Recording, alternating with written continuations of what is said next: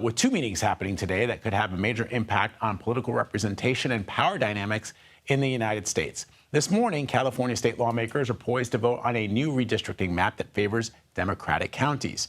And later tonight, Texas state senators will consider a Republican-favored redistricting map in their state. The Texas House passed their plan last night after a dramatic standoff sparked by Democrats fleeing the state. If the bill is signed into law today, it would create up to 5 new GOP-leaning districts. Lawmakers on both sides remain divided on this bill moving forward. Listen. There's no account for values, and that's what's most important. The people of Texas have spoken. In the last several cycles, minority voters are trending Republican, and that is how this map is drawn. It's perfectly legal. Of course they're going to take us to court, but we will win. We're going to shout that we won't back down. We're going to continue to move forward, and we're going to continue to fight. Because when we fight, we win. I want to bring in CBS News political reporter Hunter Woodall, who's in D.C. tracking all of this. All right, Hunter, so what comes next for this redistricting plan in Texas? Well, good morning, Vlad. So obviously, like you said, the Texas House Republicans were able to advance this map last night.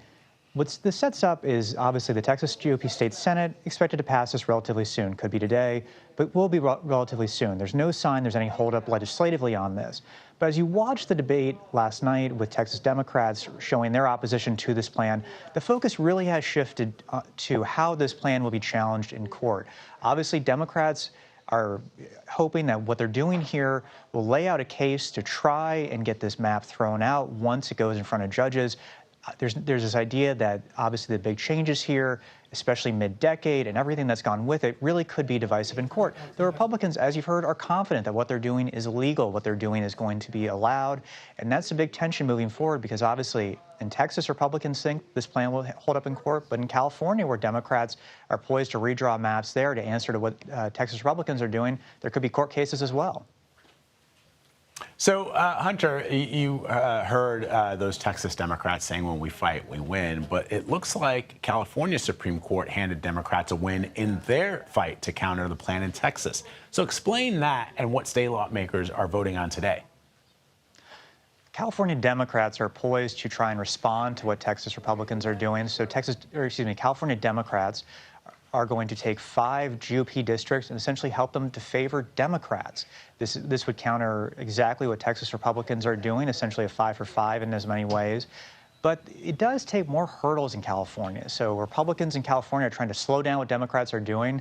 This plan in California, the Democrats and California Governor Gavin Newsom is coming together pretty quickly, and it's going to be put on the ballot this fall. In Texas, Republicans can just pass their plan. In California, Democrats are going to have a constitutional amendment on the ballot that will be decided by voters to allow them to actually change the state constitution and get these new congressional districts through.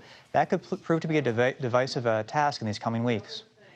All right, Hunter, President Trump, as you know, has already signaled that other states could follow. They're going to follow what Texas is doing. So, I mean, are we looking at sort of like mutually assured destruction here? This back and forth, and it seems to be all signs point to this going on for quite a while because there are so many Republican states that could overhaul their maps because they have Republican control in their state legislature and their governor's office, but also because they do have several Democratic districts in some of these states. You think of Indiana, it's a red state, has 2 Democratic districts. You think of Missouri, red state, has 2 Democratic districts, and there's 1 in Kansas City that could be targeted if Republicans try and overhaul the maps there. So this back and forth could go on for a while. Republicans just have more of an advantage, frankly, on overhauling these maps. Democratic states could answer, Illinois, New York potentially, but Republicans really do have more control and essentially more districts to play with in this fight. All right, Hunter Woodall, thank you very much, my friend. Appreciate it.